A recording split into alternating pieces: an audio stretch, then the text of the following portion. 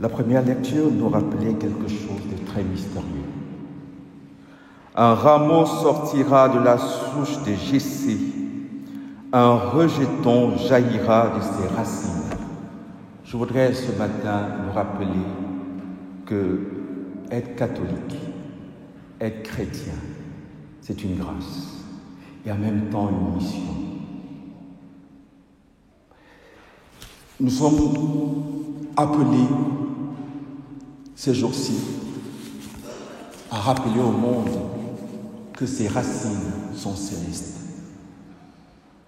Le chrétien est celui qui se souvient que ses racines sont au ciel.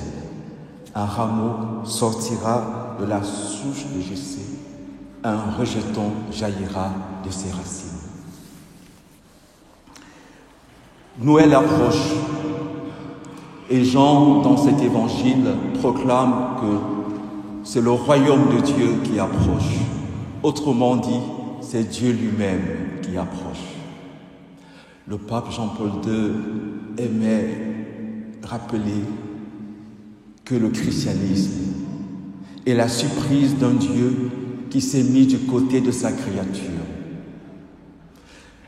Et pour célébrer cette survenue de Dieu, cette présence de Dieu dans nos déserts, comme le dit Jean dans cet évangile, Jean criait dans le désert de Judée.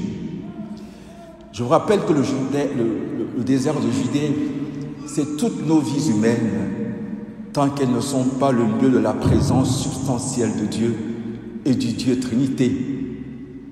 Le désert dont parle Jean dans tous les évangiles, il s'agit de l'absence du Dieu en tant que Trinité.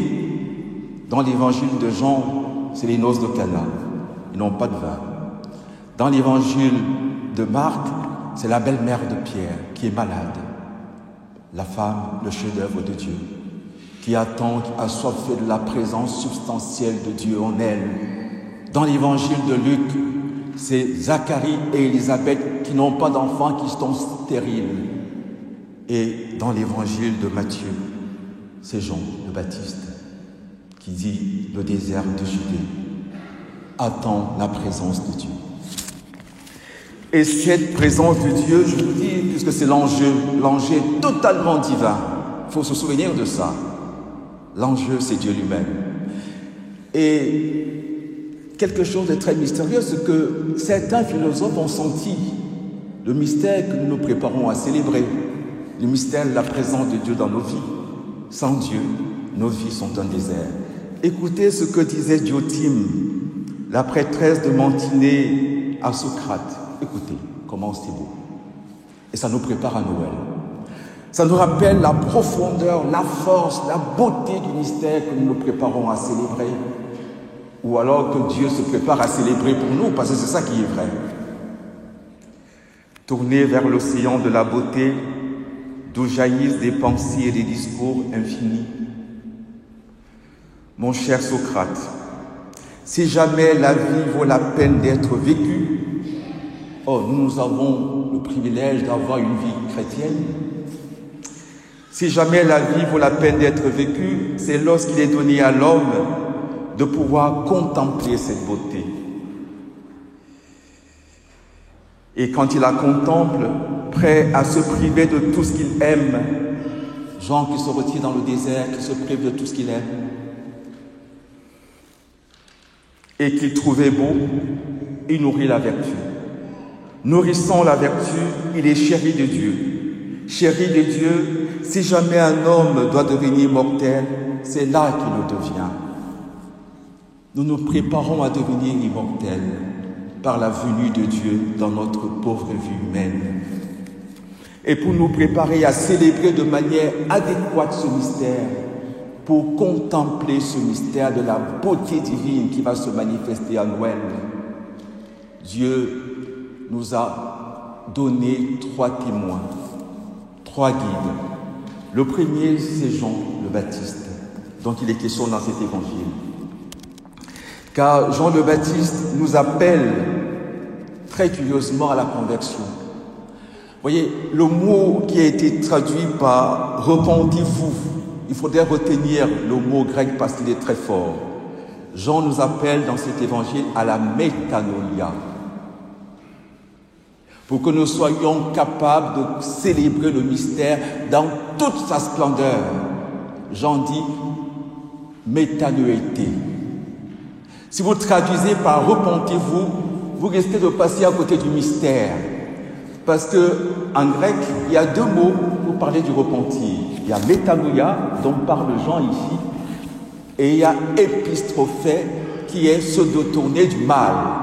Or, pour Jean, pour se préparer à célébrer Noël, se détourner du mal ne suffit plus. C'est ce que Saint Paul nous rappelle dans la 2e à Timothée. Se convertir, se détourner du mal pour connaître la vérité. Car Jésus est venu rendre témoignage à la vérité, à la beauté de Dieu et à la beauté de l'homme. Nous allons célébrer quelque chose de très mystérieux, le mystère de Noël. Du jamais vu. Au point que Jean dit métanoïa. Aller au-delà, métanoïa, c'est aller au-delà de l'intelligence humaine. C'est aller au-delà des pensées humaines. Comme Dieu le rappelle dans le livre, à travers le prophète Isaïe, mes pensées ne sont pas vos pensées. Le mystère est tellement grand que Jean baptise dans l'eau, et lui, quand il viendra, il baptisera dans le Saint-Esprit. Je vous rappelle en passant que ce sera un changement radical, le mystère de Noël. Qu'à partir de Noël, on dira avant Jésus-Christ et après Jésus-Christ, parce que tout change radicalement. C'est ainsi que Jean baptise dans l'eau. Or, vous savez que l'eau est l'élément de base de toutes les religions. Ici, il s'agit du Jourdain, le Gange chez les Indiens, le Nil chez les Égyptiens, le bénitier dans l'église, les vases de purification à la mosquée et à la synagogue. Et voilà que Dieu vient, on passe de l'eau au Saint-Esprit. Il y a là quelque chose d'inouï que nous nous préparons à célébrer. Et il faut qu'on le comprenne, qu'on soit à la hauteur, parce que c'est le sang du monde que nous allons célébrer.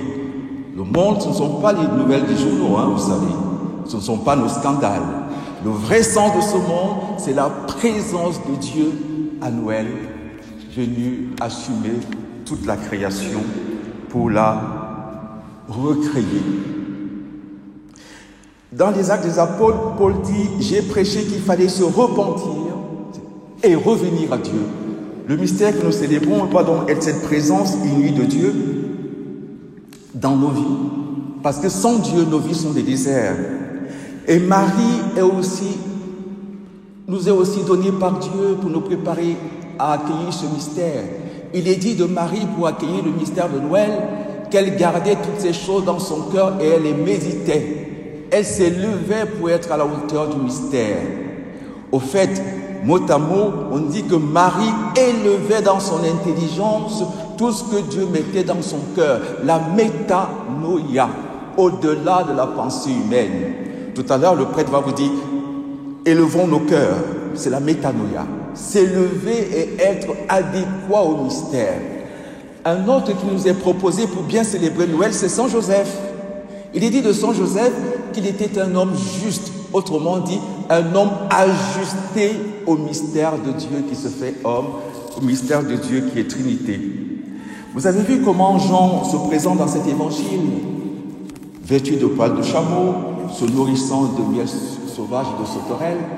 Je vous lis ce que disait Épicure, pour que vous compreniez que ce mystère de Dieu, depuis la création du monde, c'est son rêve. Et il a manifesté aux hommes de toutes les cultures, de toutes les philosophies, de toutes les religions. Écoutez ce que dit Épicure par rapport à Jean. Voyez que vous avez une ressemblance. Un peu de pain, un peu d'eau, un peu de paille pour dormir, un peu d'amitié suffisent à l'homme pour rivaliser de bonheur avec les dieux. Noël, c'est Dieu qui vient rivaliser de bonheur avec l'homme pour que l'homme rivalise de bonheur avec les dieux. C'est notre mission en tant que chrétiens. Et nous allons communier justement au corps et au sang du Christ pour que nous soyons adaptés, pour que nous soyons connaturalisés au mystère qui est tellement grand. Pour entrer dans ce mystère comme il faudrait se poser la question que se posait Benoît XVI. Quand le pape Benoît XVI écrit la trilogie qu'on appelle Jésus de Nazareth, la question qui le hante et qu'on trouve sur la 4e de couverture du premier volume, c'est « Qu'est-ce que Jésus a apporté aux hommes ?» Puisque avant Jésus, on avait les préambula fidei, Dieu existe, l'âme est immortelle, le monde est créé. Qu'est-ce que Jésus a apporté? Un autre qui s'est posé la même question, il faut se poser cette question pour être à la hauteur du mystère qui va se manifester à Noël. C'est saint Thomas d'Aquin.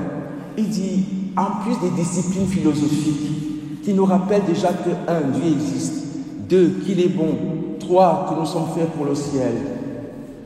Alors, avait-on besoin de Noël?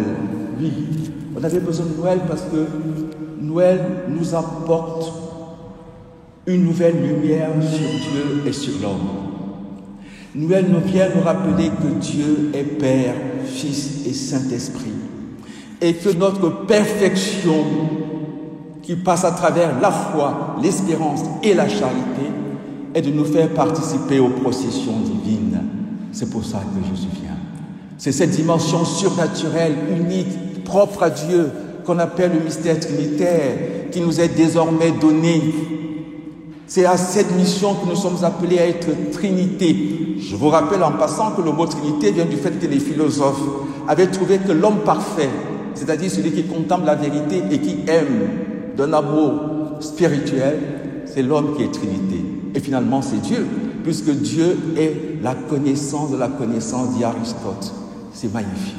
Et c'est le Verbe de Dieu, la connaissance de la connaissance du Père qui vient vers nous. Et c'est l'amour de Dieu à travers lui qui va venir vers nous, puisque le Saint-Esprit est l'amour de Dieu. Eh bien, chers amis, célébrer Noël, c'est célébrer finalement cette perfection unique propre à Dieu. Propre à Dieu en tant que Trinité. Si Dieu n'est pas Trinité, c'est encore un désert. Si Dieu n'est pas Trinité, Dieu reste un mythe. Et le mystère de Noël vient nous manifester d'abord cela. Si le Fils est engendré dans la chair, c'est parce qu'il est éternellement engendré dans le Père. Le Fils qui est dans le sein du Père, lui nous l'a manifesté. C'est très beau, c'est difficile à expliquer. Je suis d'accord avec vous que c'est un peu difficile. Mais c'est juste pour vous montrer, pour vous faire miroiter la beauté de la grâce chrétienne, la beauté du mystère de Noël, quelque chose d'inouï, c'est du jamais vu, c'est du jamais vu. Dieu qui vient nous dire vraiment qui il est, le Fils qui est dans le sein du Père, qui vient nous manifester son secret personnel, parce que le Verbe est le secret du Père. Et regardez comment il nous aime.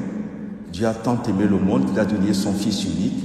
Il nous aime jusqu'au point de nous faire participer à ce mystère inouï d'un Dieu trine et qui nous crée à son image pour que nous puissions avoir une vie trinitaire dont parlait Aristote. Aristote a dit des très belles choses. Il fait partie de ceux qui ont précédé l'Évangile pour nous préparer à cette vocation divine. Il dit quand on est atteint ce niveau, on vit par moments ce que les dieux vivent toujours. Mais bien, chers amis, il y a du divin en nous. Il y a du divin en nous. Et Dieu vient célébrer ce divin. Au nom du Père et du Fils et du Saint-Esprit. Amen.